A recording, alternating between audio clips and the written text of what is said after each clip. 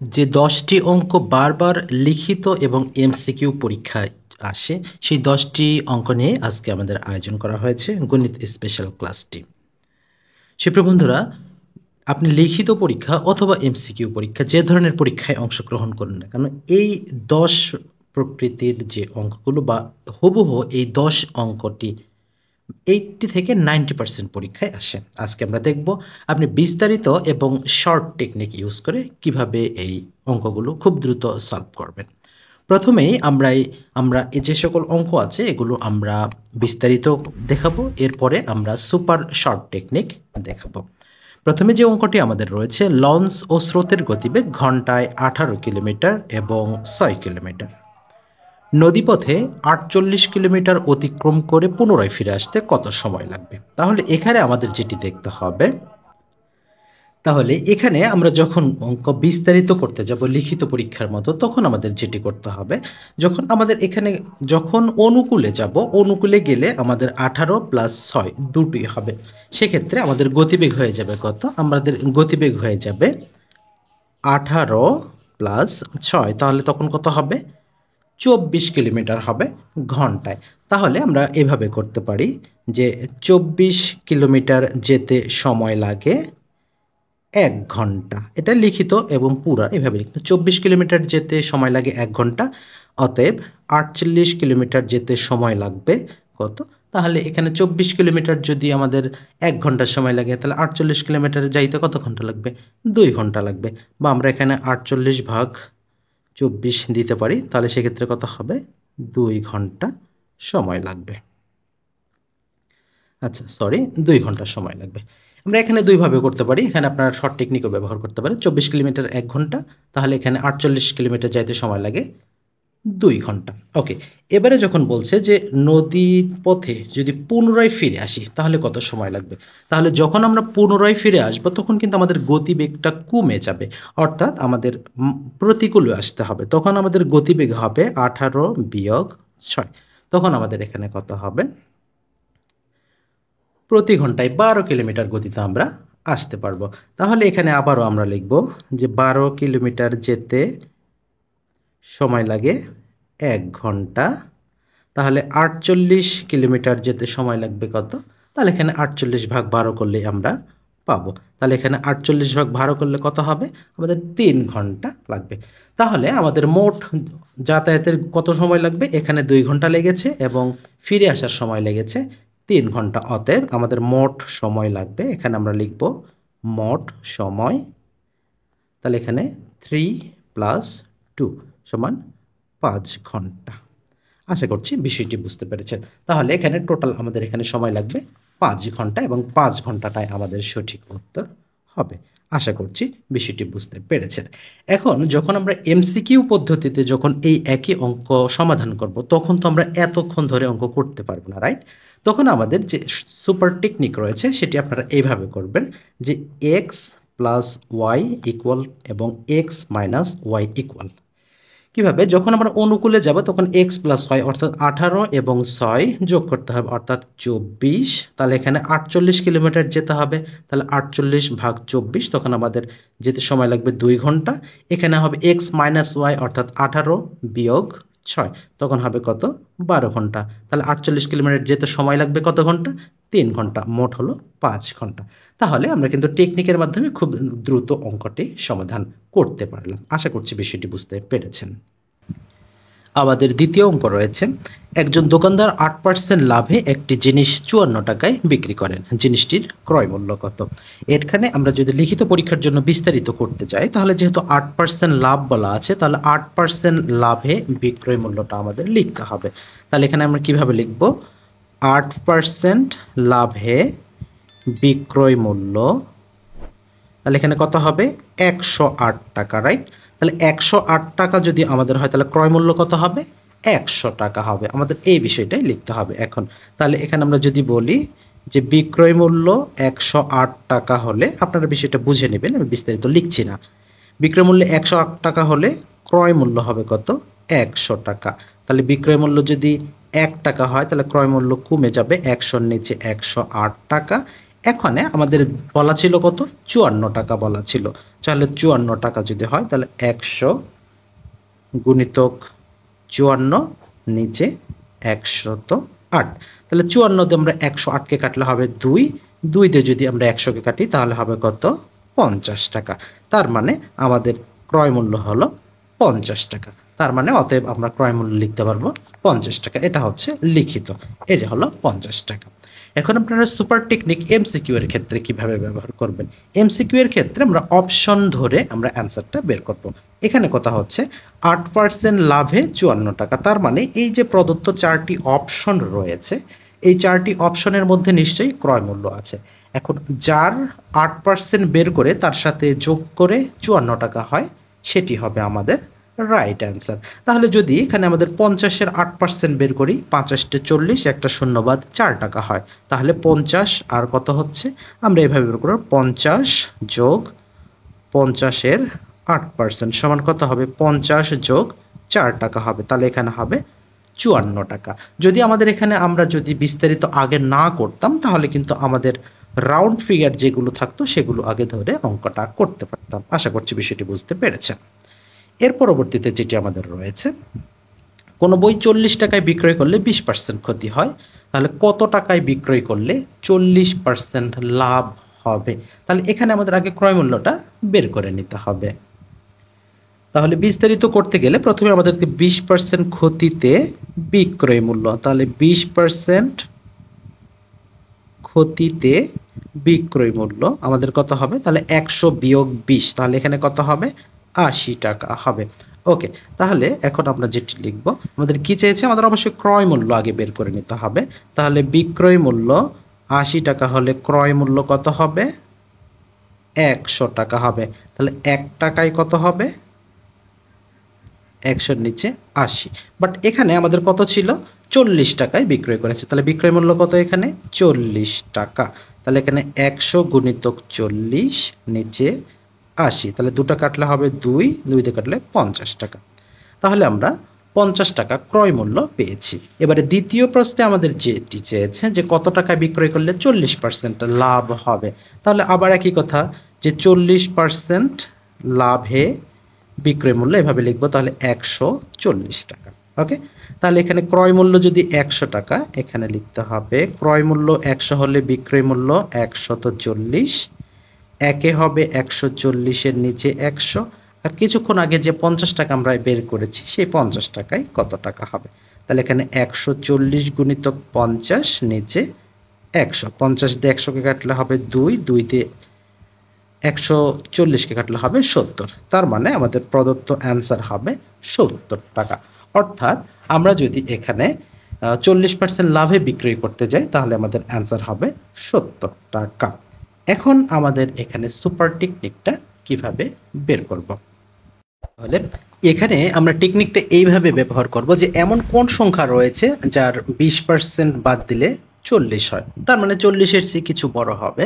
আমরা যদি এখানে ধরি 50, তাহলে এখানে 50 থেকে 20% বাদ দিলে কিন্তু 40 হবে। তাহলে সেক্ষেত্রে 50-এর 40% যদি আবার করি তাহলে সেক্ষেত্রে কত হবে, 20 হবে। তাহলে সেক্ষেত্রে আমাদের সঠিক উত্তরটি হবে কত, 70 টাকা। আশা করছি বিষয়টি বুঝতে পেরেছেন। এই অঙ্কটি সবচেয়ে বেশি বার আসে যে চতুর্ভুজের 4 কোণের সমষ্টি কত। এক্ষেত্রে চতুর্ভুজের 4 কোণের সমষ্টি যদি আপনাদের চাই, যদি এমসিকিউ হয়, আপনি খুব সহজেই কিন্তু 360 ডিগ্রি অঙ্কন করতে, মানে যেখানে অ্যান্সার করতে পারবেন। যখন আমাদের এখানে বিস্তারিত চাইবে তখন আপনাদের অবশ্যই চিত্র অঙ্কন করতে হবে। এখানে আমরা কথাটা লিখতে হবে, আমরা জানি যে চতুর্ভুজের 4টি কোণের সমষ্টি কত, 360 ডিগ্রি। তাহলে এখানে লিখতে হবে যে চতুর্ভুজের আমরা যে সংজ্ঞা পড়েছি সেখানে আয়তক্ষেত্র পড়ি বা রম্বস পড়ি, যেটা পড়ি না কেন, এখানে বলছে যে চতুর্ভুজের 4টি বাহু বিপরীত বাহুগুলি সমান ও সমান্তরাল এবং কোণগুলি এক সমকোণ, এই জাতীয় যে রয়েছে। তাহলে কোণগুলি এক সমকোণের কথা যদি বলি, তাহলে প্রত্যেকটা কোণ আমাদের কত হতে হবে, এক সমকোণ হবে। তাহলে এক সমকোণ হলে আমাদের কত হবে, 4 গুণন 9, তাহলে সেক্ষেত্রে কত হবে, 4 গুণন 9 অর্থাৎ 90 ডিগ্রি, তাহলে কত হবে, 360 ডিগ্রি হবে। খুবই গুরুত্বপূর্ণ এবং সবচেয়ে বেশিবার আসা যে মান নির্ণয়ের একটি অঙ্ক এখানে রয়েছে x plus y equal to 10 এবং এক্স ওয়াই ইকুয়াল টু 5 হলে x square plus y square মান কত। তাহলে এখানে যখন আমরা বিস্তারিত করব অর্থাৎ লিখিত পরীক্ষার জন্য করব তখন আমরা এখানে লিখব, দেওয়া আছে দিয়ে আপনারা মান দুটো তুলে নিতে পারেন যে x plus y equal to 10, x y equal to 5 দেওয়া আছে দিয়ে ওটা উঠায় নেবেন। এরপরে যেটি করতে হবে x square plus y square, তাহলে এখানে সূত্র করতে হবে x plus y total square minus 2xy। তাহলে এখানে মান আমাদের কত আছে 10, 10 স্কোয়ার মাইনাস 2 ইন্টু 5, তাহলে এখানে 100 বিয়োগ 10, অ্যান্সার আমাদের 90। তখন আমাদের করতে হবে কত নির্ণেয় মান 90 বা 90। ঠিক আছে বিষয়টা ওকে। এখন এমসিকিউ এর ক্ষেত্রে আমরা এত সময় দেব না। এমসিকিউ এর ক্ষেত্রে আমরা কিভাবে করব, যে এখানে আমাদের দুটো শর্ত রয়েছে যে এমন দুটি এখানে যোগ করলে 10 হবে, গুণ করলে 5 হবে, অর্থাৎ এখানে এক্স আর ওয়াই গুণ অবস্থায় আছে। এখানে আপনাদের যেটা করতে হবে এমন দুটি সংখ্যা নির্ধারণ করতে হবে যাদের যোগফল 10 হবে এবং গুণফল 5 হবে। তারপর আমাদের তাহলে এমন কোন সংখ্যা আছে যাদের গুণফল 5 হয় এবং যোগফল 10 হয়, এরকম আছে? এরকমটা খুব সহজে কিন্তু আমরা পাবো না। তবে এক্ষেত্রে যদি এখানে 5-এর পরিবর্তে যদি 35 হতো সেক্ষেত্রে বা অন্য কোনো কিছু সংখ্যা থাকতো সেটা কিন্তু করা যেত। তাহলে এক্ষেত্রে আমরা যদি করি তাহলে এভাবে যদি আমাদের না হয় যে এমন দুটো সংখ্যা নিতে হবে যার যোগফল হবে 10 এবং গুণফল হবে 5, এই শর্তটা যদি মেনে হয় তাহলে সেই দুটো সংখ্যাকে স্কোয়ার করলে আমরা মান নিতে পারবো। এটা হচ্ছে সুপার শর্টকাট, যদিও এই অঙ্কের ক্ষেত্রে সুপার শর্টকাটটা গ্রহণযোগ্য হবে না কারণ এখানে শর্ত দুটো মিল করা অসম্ভব। এবারে যে অঙ্কটি রয়েছে এটি লিখিত পরীক্ষার ক্ষেত্রে একদম 98% পর্যন্ত বলা যায় যেটি লিখিত পরীক্ষার জন্য কমন একটি অঙ্ক। 90 থেকে 95% পরীক্ষাতে এই অঙ্কটা কিন্তু দেওয়া থাকে এবং এমসিকিউ এর জন্য কিন্তু কম গুরুত্বপূর্ণ নয়, সমান গুরুত্বপূর্ণ এমসিকিউ, অর্থাৎ এই ধরনের অঙ্কগুলো সবচেয়ে বেশি বার আসে। এখানে আমাদের যেটি বলা আছে একটি ত্রিভুজের বিসি বাহুকে ডি পর্যন্ত বৃদ্ধি করা হলো, যেখানে এ কোণ সমান 45 ডিগ্রি, বি কোণ সমান 60 ডিগ্রি। তাহলে এখানে এ সি ডি কোণ সমান কত হবে? তাহলে এখানে প্রথমে আমাদের একটি ত্রিভুজ অঙ্কন করতে হবে। তাহলে ত্রিভুজ অঙ্কন করলে এখানে এ বি সি, এখানে ডি। তাহলে এখানে আমাদের কোণ দুটি কোণের মান দেওয়া আছে, এখানে এ কোণ দেওয়া আছে 45 ডিগ্রি এবং বি কোণ দেওয়া আছে 60 ডিগ্রি। তার মানে এই দুটি কোণের মান যদি আমরা যোগ করি তাহলে কত হবে 105 ডিগ্রি হবে। তাহলে নিশ্চয়ই সি কোণের মানটা হবে কত 75 ডিগ্রি। কেন হবে? কারণ আমরা জানি যে ত্রিভুজের 3 কোণের সমষ্টি 180 ডিগ্রি। তাহলে এখানে যে রয়েছে এই যে এটি এসিডি, এই এসিডি কোণের পরিমাণ কত? তাহলে যেহেতু এখানে 75 রয়েছে তাহলে এর বিপরীতে কত হবে 180 মিল করতে যেটা প্রয়োজন হবে অর্থাৎ 105 ডিগ্রি।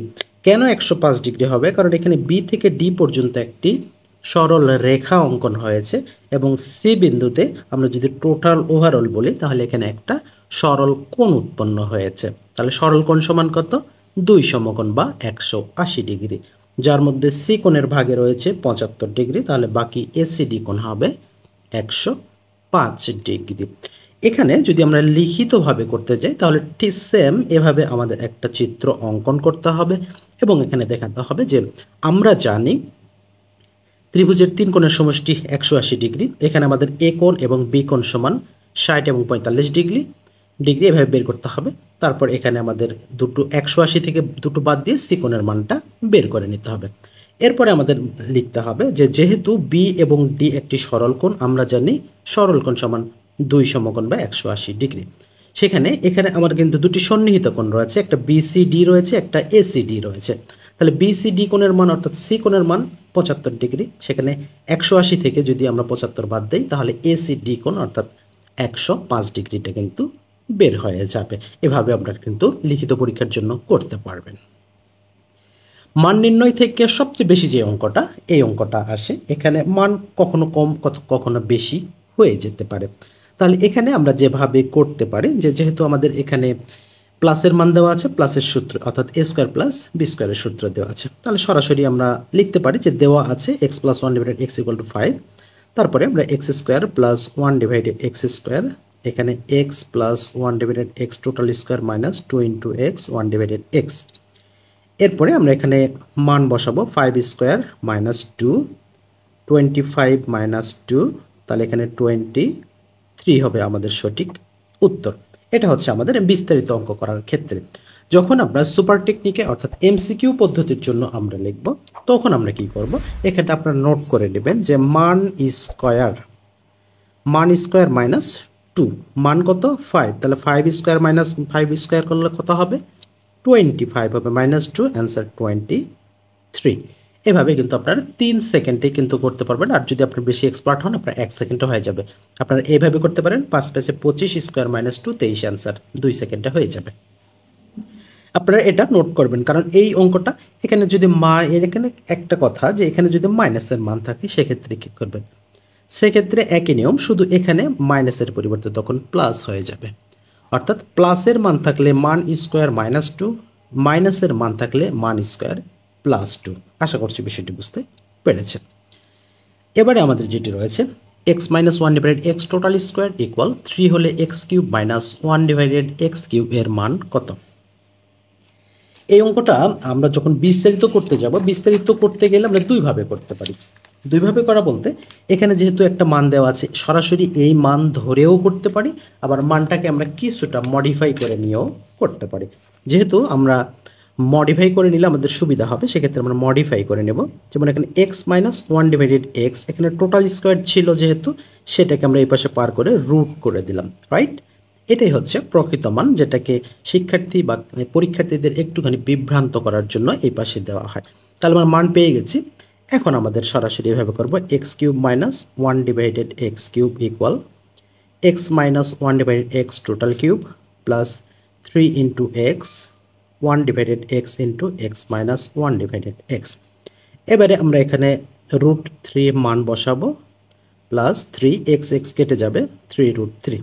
ওকে, তাহলে এখানে 3 রুট 3 আমাদের এখানে হবে 3 রুট 3 প্লাস 3 রুট 3। ওকে, তাহলে এখানে দুটি মিলে হলে কত 3 3 6 রুট 3, অর্থাৎ 6 রুট 3 আমাদের এখানে অ্যান্সার। তাহলে এখানে অ্যান্সার হবে আমাদের গ নাম্বার, যেহেতু আমাদের এখানে রুট 3টা মিস্টেক হয়ে গিয়েছে। তাহলে এখানে অ্যান্সারটা কত হবে 6 রুট 3। তবে যদি এখানে প্লাসের সূত্র থাকতো সেক্ষেত্রে অ্যান্সারটা হতো 0। ওকে, এখন যদি আমরা এখানে বলি যে সুপার টেকনিকটা কীভাবে বের করব, সুপার টেকনিক আমরা প্রথমে মডিফাইকৃত যে মান ছিল রুট 3 সেটা হিসাব করব এইভাবে, মান কিউব মাইনাসের মান যেহেতু ছিল তাহলে হবে এখানে প্লাস 3 ইন্টু মান। এখন এখানে প্রশ্ন আসতে পারে যে এবির মান কোথায়, যেহেতু ভগ্নাংশ ফরম্যাটে আমাদের অঙ্কটি রয়েছে সেক্ষেত্রে আমাদের এখানে এবির মান প্রয়োজন হবে না। তাহলে মান কত ছিল রুট 3, তাহলে রুট 3-র উপরে কিউব প্লাস 3 রুট 3, এই 3টার সামনে আছে, এখানে যদি আমরা রুট 3-র উপর কিউব মানে 3 রুট 3, তাহলে দুটো যোগ করলে আমাদের কত হবে 6 রুট 3। একই জিনিস একটু নোট করে নেবেন, যদি এখানে মানগুলো প্লাসে থাকতো, এখানে প্লাস থাকলে তখন কি হতো, এখানে মান কিউব মাইনাস 3 ইন্টু মান, তখন হয়ে যেত রুট 3 রুট 3 মাইনাস 3 রুট 3, অর্থাৎ তখন মানটা হয়ে যেত 0। আশা করছি বিষয়টি বুঝতে পেরেছেন। ওকে, এবারে আমরা বিগত 5 নম্বরের যে টেকনিকটা আমরা অবলম্বন করতে চেয়েছিলাম সেই টেকনিকটি কিন্তু আমরা এইবারে ব্যবহার করতে পারবো। তার আগে অবশ্যই লিখিত ফরম্যাটের অঙ্কটা আপনাদের বুঝে নিতে হবে। এখানে এ কিউব মাইনাস বি কিউবের আমাদের মান বের করতে বলা হয়েছে, যেখানে এ মাইনাস বি এবং এ বির মান দেওয়া রয়েছে। তাহলে আমরা এখানে কি করব, a cube minus b cube equal to a minus b total cube plus 3ab into a minus b. তাহলে এখানে আমাদের এ বির মান কত 3 আর এ মাইনাস বির মান কত 4, তাহলে এখানে 4 কিউব প্লাস 3 ইন্টু 4, তাহলে এখানে 4 16 64 64, 3 3 9 4 9 36, তাহলে এখানে 6 4 10 6 3 9, তাহলে এখানে হচ্ছে কত 100 হচ্ছে আমাদের সঠিক উত্তর, যেটি আমাদের অপশন ঘতে রয়েছে। ঠিক আছে, আপনারা আরেকবার দেখে নেবেন। এ কিউব মাইনাস বি কিউবের আমরা সূত্র করেছি a minus b total cube plus 3ab into a minus b. এরপরে আমরা মানগুলো বসিয়ে দিয়েছি, তারপরে 4কে কিউব করলে 64, 3 3 9 4 9 36, দুটো মিলে হলো 100। ওকে, এবারে আমরা যদি টেকনিক আকারে করতে চাই এমসিকিউ পদ্ধতির জন্য, যে এমন দুটি সংখ্যা নির্ধারণ করতে হবে যাদের বিয়োগফল 4 হবে এবং গুণফল 3 হবে, তাহলে কত হবে? তাহলে সেক্ষেত্রে এখানে আমরা অ্যাপ্লাই করার চেষ্টা করব। যদি এখানে প্লাস থাকতো সেক্ষেত্রে আমরা কিন্তু অ্যাপ্লাই করতে পারতাম, যে 3 + 1 4, 3 গুণন 1, সেক্ষেত্রে আমরা এটা করতে পারতাম। বাট এই সূত্রটা আমাদের যে টেকনিকটা সেটাও কিন্তু এখানে অ্যাপ্লাই হচ্ছে না। আমি আবারও বলছি, যদি এখানে a প্লাস বি এবং a cube plus b cube থাকতো তাহলে সেক্ষেত্রে আমরা সেই সুপার টেকনিকটি ব্যবহার করতে পারতাম। আমরা এখানে ধরে নিলাম a প্লাস বি ইকুয়াল 4 রয়েছে এবং a বির মান 3 রয়েছে, এখানে a কিউব প্লাস বি কিউবের মান চেয়েছে। তখন আমাদের কি হতো, যে 3 + 1 4 হতো, 3 × 1 3 হতো, তাহলে আমাদের প্রদত্ত শর্ত দুটো ফিল আপ হয়ে যেত, রাইট? তখন আমরা কি করতাম, 3 কিউব প্লাস 1 কিউব, তখন আমাদের অ্যান্সারটা হতো কত, 28। আশা করছি বিষয়টি বুঝতে পেরেছেন। যেহেতু আমাদের সেই ফরম্যাটটা হচ্ছে না, আমরা এটি পরবর্তী যে অঙ্কটি সবচেয়ে বেশি উৎপাদকের ক্ষেত্রে এসে থাকে m² প্লাস 8m প্লাস 15। তাহলে এখানে একটা জিনিস চিন্তা করবেন, যে এখানে 8m এবং এখানে 15, তাহলে এখানে 15কে যে আমরা ভাঙাতে পারি 3 × 5 = 15 এবং সেই 5 আর 3 যোগ করলে 8 হয়। তার মানে আমাদের অঙ্কের মধ্যে কোনো মাইনাসের কোনো অপশন নেই, তার মানে আমাদের অঙ্ক কোনো মাইনাস আসবে না, তার মানে সবগুলোই আমাদের প্লাস হবে। তাহলে সেক্ষেত্রে আমরা অ্যান্সার করব m+3 m+5। আমরা যদি এটা বিস্তারিত করতে চাই তখন কিভাবে করব, তাহলে এখানে m² প্লাস, আমরা এখানে অঙ্ক ধরলাম 8টাকে ভেঙে নিলাম, 5m plus 3m plus 15, right? এবার এখানে m কমন নিলে m+5, এখানে 3 কমন নিলে m+5, তাহলে এখানে m+5 একটা, m+3 একটা, ঠিক আছে? ওকে, তাহলে খুব সহজে কিন্তু আমরা অ্যান্সারটা বের করতে পারলাম। সুপ্রিয় বন্ধুরা, আপনাদের জন্য প্রতিদিন এখন আমাদের খাদ্য অধিদপ্তর, রেলওয়ে এবং যে কোনো ধরনের সরকারি চাকরিজীবী বা চাকরি প্রস্তুতির জন্য আমাদের কন্টিনিউয়াসলি এইরকম প্রতিদিন 10 থেকে 15টি অঙ্ক আপনাদের যাতে একটুখানি হলেও উপকার হয়, যাতে আপনারা শিখতে পারেন, তার জন্য আমাদের আয়োজনে প্রতিদিন থাকবে। আশা করছি আপনারা বিষয়টি বুঝতে পেরেছেন। যে যেখান থেকে আজকে আমাদের গুরুত্বপূর্ণ এই ভিডিওটিতে অংশগ্রহণ করলেন, সবাইকে অসংখ্য ধন্যবাদ জানিয়ে আজকের মতো বিদায় নিচ্ছি। আল্লাহ হাফেজ।